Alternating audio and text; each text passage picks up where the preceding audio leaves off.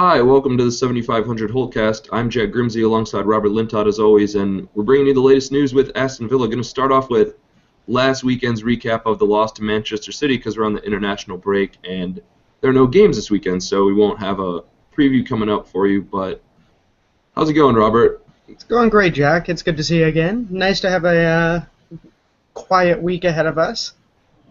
Yeah. I mean, I think it's a good time for the international break. Villa, still a few injuries. Obviously, Benteke not at full strength. Ron Vlaar still out, and even players like Yoris Okoro, who maybe you'd like to see get some action really with the first team, still could. He's a couple more days on the training table. Yeah, it's a great time to see this break come around. I still hate the international break interrupting the season from just a general viewing perspective, but from an Aston Villa perspective, it couldn't have been timed better. Yeah, without a doubt. I mean, it could have came really a little bit earlier, I think, honestly, because there were pretty brutal stretch of fixtures for the club.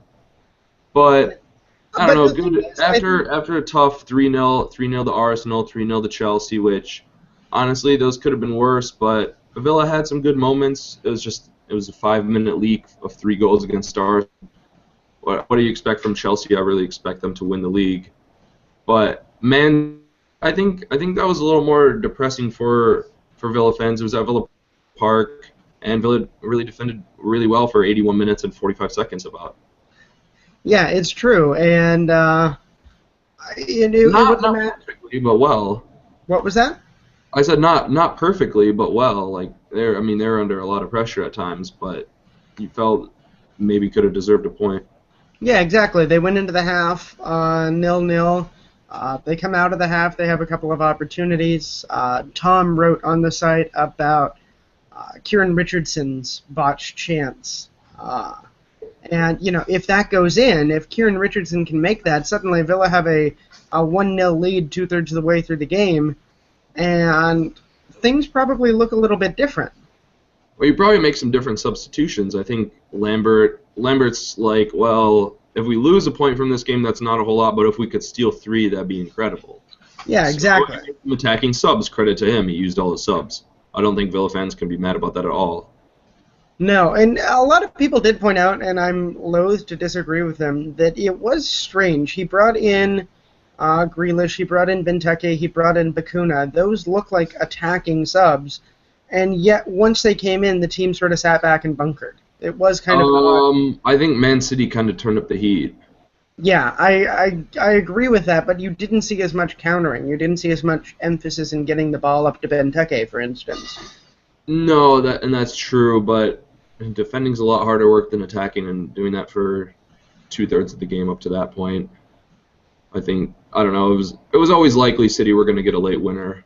Yeah, absolutely, and that's why that Kieran Richardson goal would have been so important, because that would have been the archetypal, like a lower side pulls the upset. Yeah, exactly, and I don't even think Villa could have. I don't even think Villa could have pulled off the upset. I think Richardson could have scored that goal, and Man City are just powerful enough they would have gotten something back.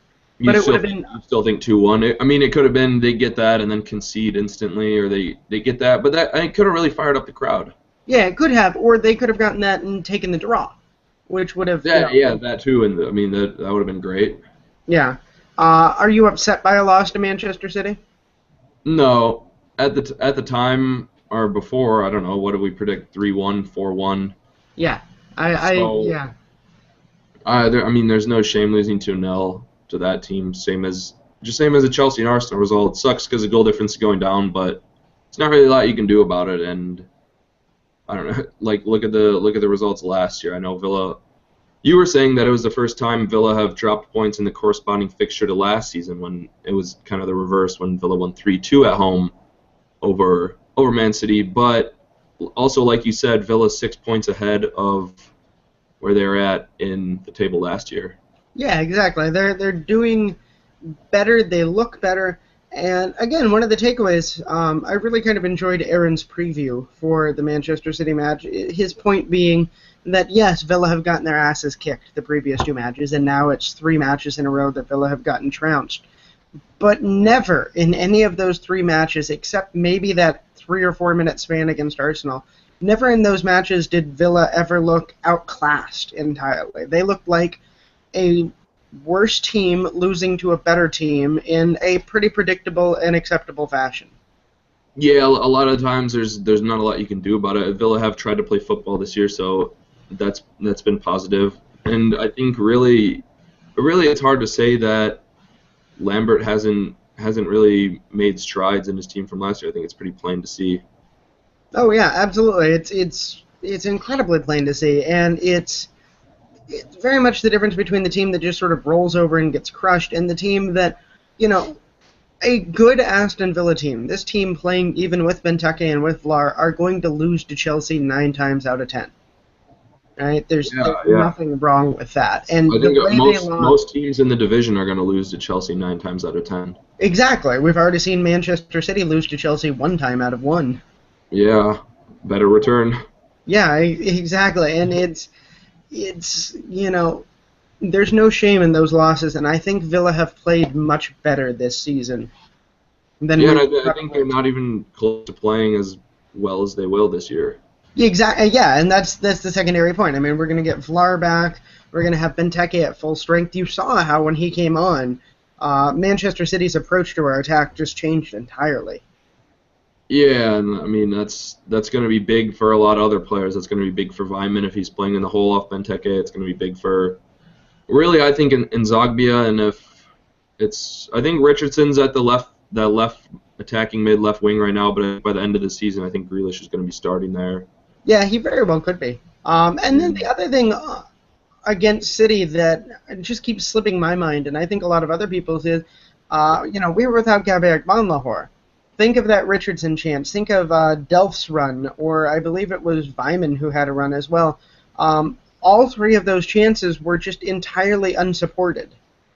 With Gabby in there, you can say what you want about Gabby, but he's always going to be one of the hardest workers out there, and he's always going to be just busting his ass to get down that line and support that, even if he's going to shank the chance. Like, at least he got there. Exactly, and he will shank the chance from time to time. But he's Villa's all-time leading goal scorer in the Premier League, so he's going to score some goals. Exactly, and imagine that Richardson chance, that exact same thing, except Richardson has one outlet, because he had nowhere to go, and he's not a finisher. That's not a goal he should be expected to make. But if that's a goal that you maybe expect Benteke to finish out of anyone on the team. Yeah, exactly. I could have seen that Richardson thing being kind of a Delph shot too. Run. Oh yeah. Just someone. I mean, anyone can hit a wonder goal, but you don't expect it to go in. Richardson can pass, and if he's running down the field and Gabby's on his right or his left, just one tap over, and then they can either pass back to Richardson after you fool Joe Hart or take the shot. Exactly. Yeah, you saw his assist, the ground cross against Hull. So. Exactly. He's got that ability in him, and there were a few chances where it was one villain against Joe Hart or Joe Hart and a City defender. And if you have just one more person up there, if you've got a Gabby Agbonlahor up there for Fabian Delph to pass to, then maybe things turn out a little bit differently. Yeah, well, who you put Gabby in the lineup for? Weimann then? Yeah, Weimann, absolutely. Yeah. I think in that game, yeah, because if you're bringing on Benteke. Yeah, exactly. Weimann he's doing the thing he did last season again, where he just seems to be suffering from a confidence thing. His shots are not well taken. That goal against Hull, that was kind of a weird goal. Yeah, exactly. It's strange because he's scored a couple of times, but he still looks befuddled out there. Yeah, and I mean that's just going to take some time. He's still a pretty young guy. Yeah, he's one of those guys that they keep talking about him. I believe it's Steve over on Aston Villa Review. Maybe it's both Steve and Chris. I can't remember, but they both very much like what Weimann brings to the team and the fact that he's a really classy finisher and he's got that ability in him. But there just seems to be some strange mental block the past 2 seasons. Yeah, I think he would really improve a lot if he was able to play centrally. Yeah, I think that could help him a lot. At the end of last season, he was doing really well, I thought.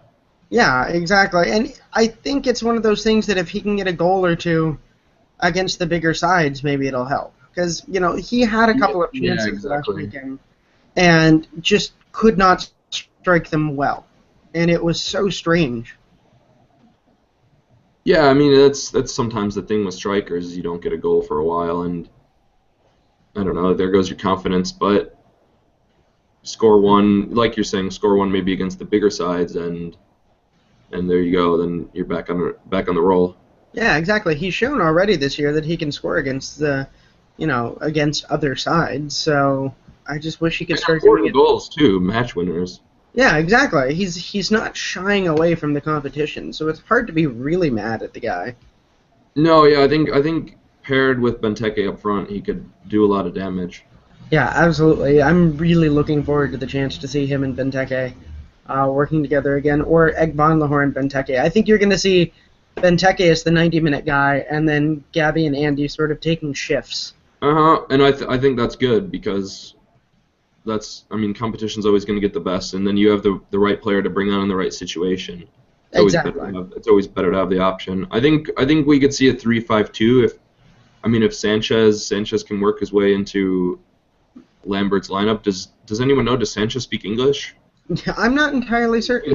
We assumed he spoke at least some English enough to get a work permit, but Mm-hmm. I mean it still could. Maybe he can't understand Lambert's thick accent. Yeah, I mean, God knows I can't understand Lambert's thick accent sometimes. Yeah, but anyways, I think a 3-5-2 if Okora comes back, and I think Nathan Baker's been playing really well.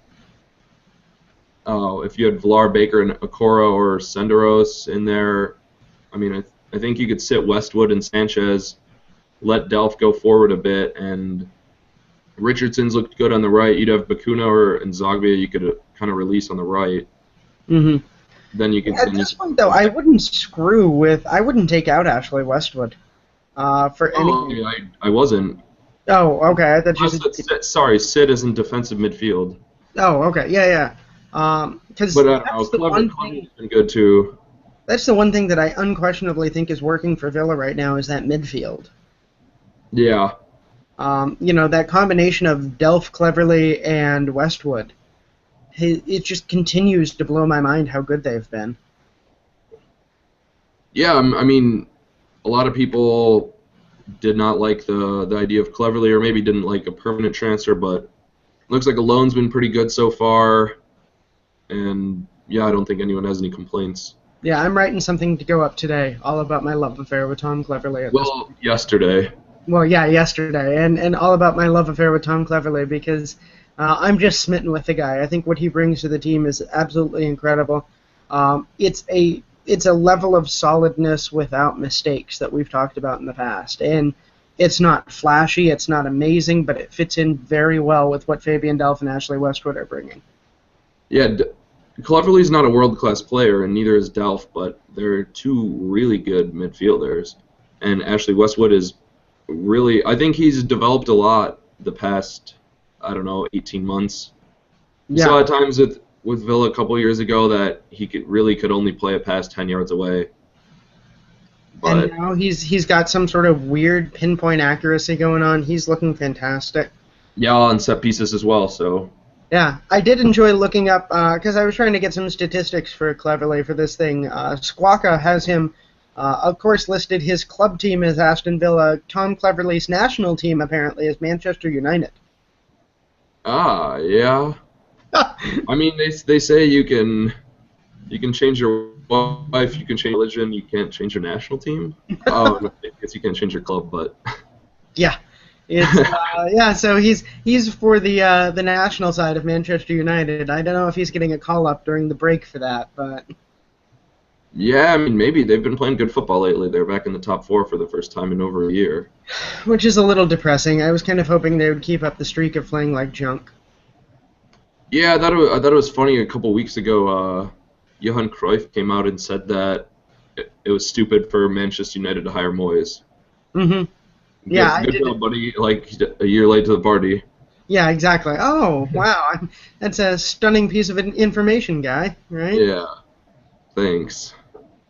So, With the international break upon us, though, speaking of national teams, Villa have got a good chunk of players out. We've got in senior squads around the world, Fabian Delph obviously playing for England, Philippe Senderos for Switzerland, Brad Guzan for the U.S., Joris Okora got a call up again for Denmark, Hutton got the call for Scotland, Kieran Clark got the call for Ireland, Carlos Sanchez is playing for Colombia. There's a lot of villains in action over the international break. Anyone in particular that you're watching?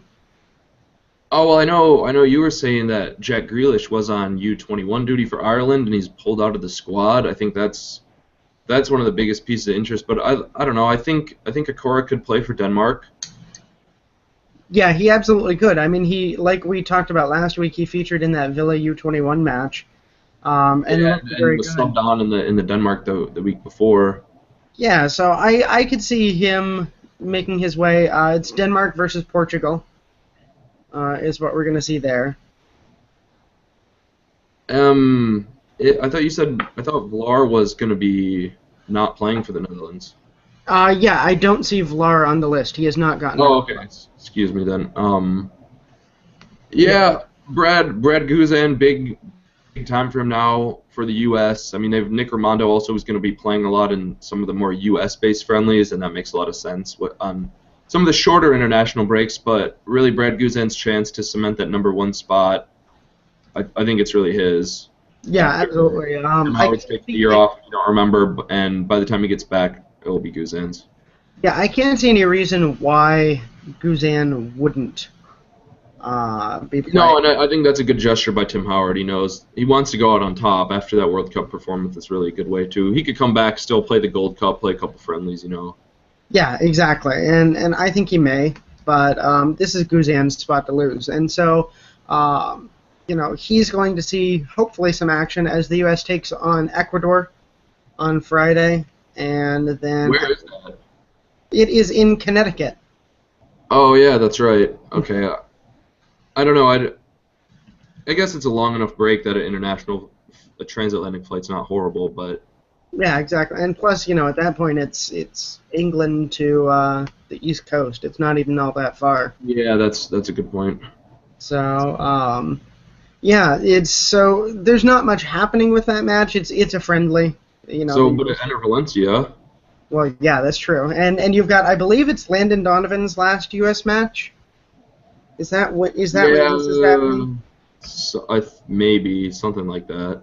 I'll be entirely honest. I don't really care about the U.S. men's team right now. The U.S. women's team, on the other hand, starts World Cup qualifying this week, I believe. When's their lawsuit going to be heard?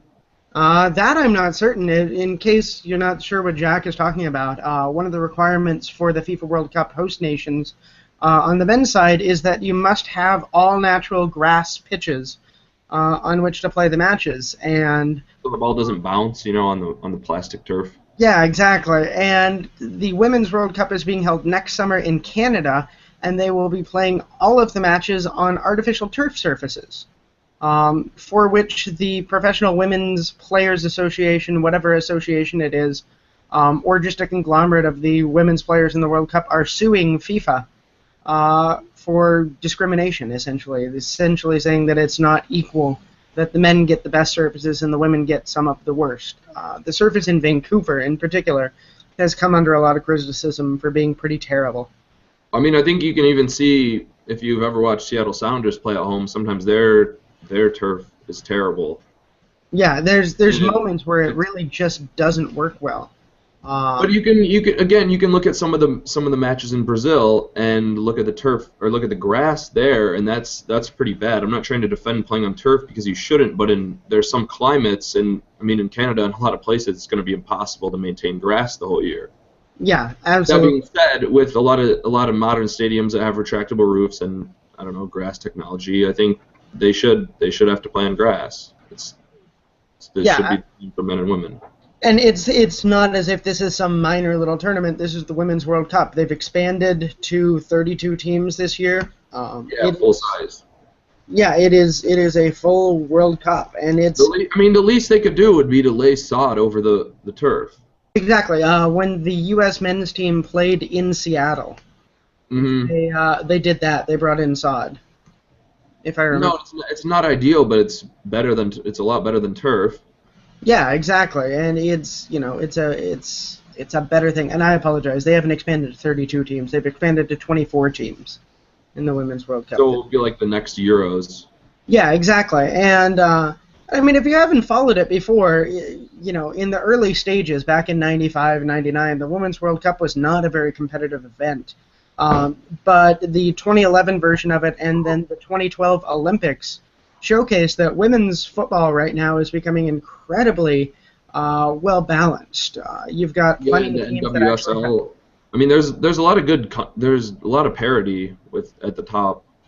Yeah, and you've got a lot of teams with the chance of winning it. The U.S., Brazil, Germany, Norway, Japan. There's a lot of teams with chances, and it should be a lot of fun. So, coming up this summer, entertain yourself with some excellent women's football. Hopefully on grass. Hopefully on grass. Yeah, it strikes me as a lawsuit that they very much should win. Yeah, but it's FIFA. Exactly. That may be the problem with all of this. Yeah, so I mean, we'll see with that. I know we said we're not going to preview the Everton match, but we just wanted to look a little bit down the fixture list. So of course, October 18th, that's a week from Saturday. First match back after the international break. Villa going to Goodison Park, up in Liverpool to take on Everton. Last year, Villa didn't get anything from that match. You still don't see them getting anything this year? I don't know. They might. Like you were talking, Everton have not looked great this year. They're 17th. They gave up 2 goals to Chelsea in like a minute. Yeah, absolutely. But I mean, that's not really saying a lot. They are 17th is what's worrying for Everton fans. They only have a goal difference of -3, and they've scored 13 goals. So it's the problem is they've shipped 16. Yeah, exactly. It's a pretty porous defense. Even Aston Villa in their past 3 matches have given up 8 goals, and they've still only allowed 9 on the season. So you got to think with Christian Benteke in, it's a great chance for Villa to take a win there. Everton, their highlight. It could be 3-2 or something, but. Yeah, exactly. But the highlight of the season for Everton thus far has been a 1-1 draw against Liverpool in the Merseyside derby there. Yeah, and as we've seen from Liverpool, I think they're a little worse without Suarez. So exactly that's not a high point of a season at this point. So I think it could take something from Everton. I'm not expecting the win, but it wouldn't shock me. Yeah, I think a point's going to be a really realistic possibility. And then the following week, they have QPR at home. That's away also. QPR is also away. Yeah, we better crush them. I don't care where that is. They've got a negative 11 goal difference. They've scored 4 goals. Yeah, they're terrible. Actually, Villa have scored 4 goals also, though. So. Yeah. QPR's 4 goals, 75% of those have come at home. What was that? QPR good for at least a goal? Yeah, they might be good for a goal. They've had 3 matches at home, and they've had 3 goals. Their record at home is a nice even 1-1-1, and their record on the road is 0-0-4. Well. That's almost Fulham-esque right there.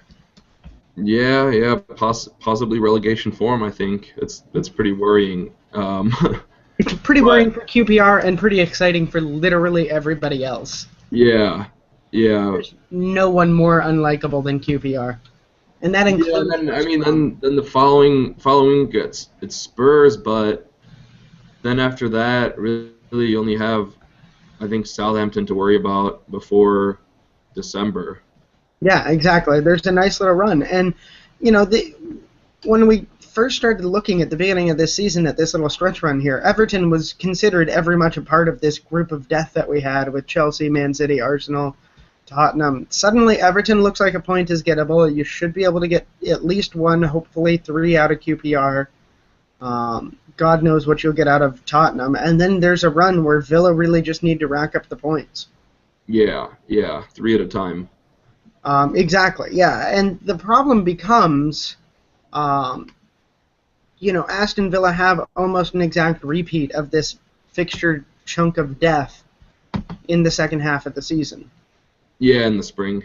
Yeah, they've got, Man United, Tottenham, then QPR, then Man City, Everton, and it's a tough little stretch towards the end of the season there. But thankfully, it's not quite as packed as this one was.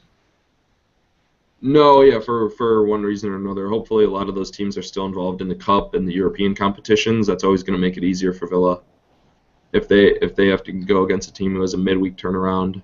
Mm-hmm. You're going to have injuries at that point in the season. Yeah, but what Villa really need to do is before Christmas, they need to have locked up safety.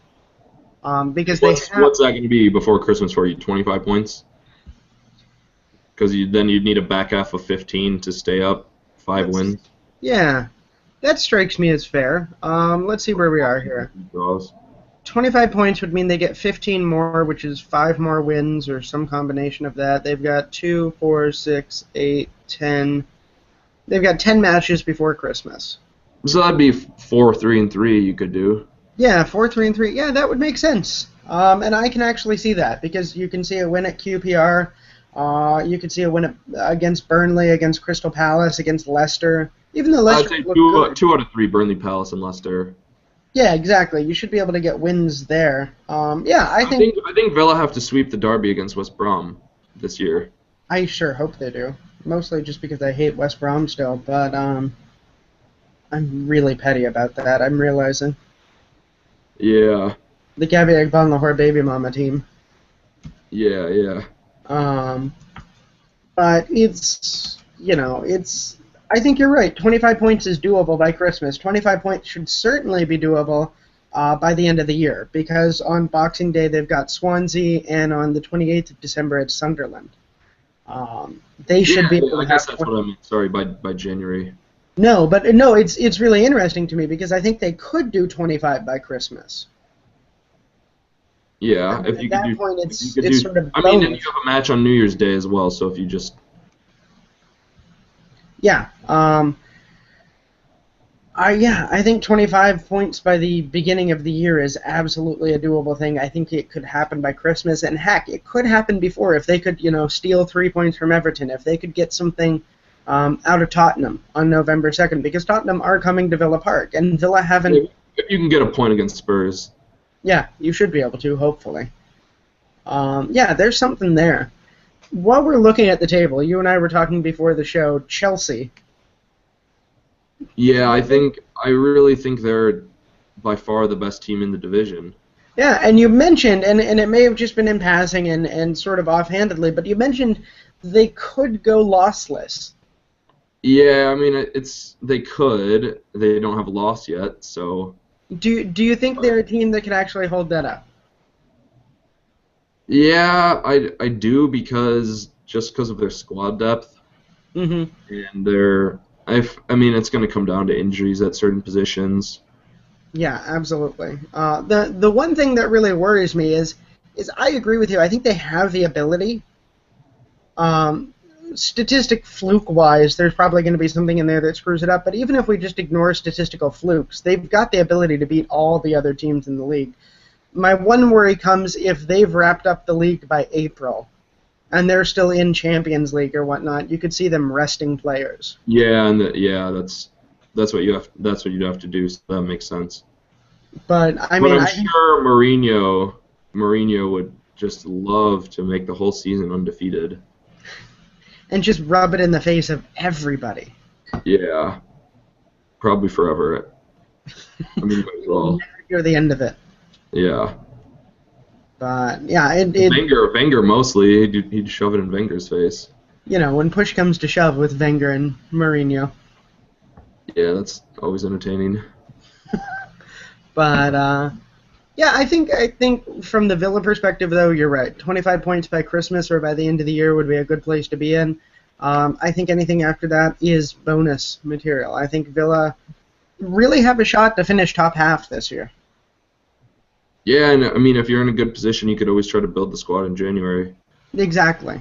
We know Just bring in one piece or make the Cleverly permanent deal. I don't know. Exactly. Well, hopefully they can do both. Right? Make Cleverly permanent and bring in something extra.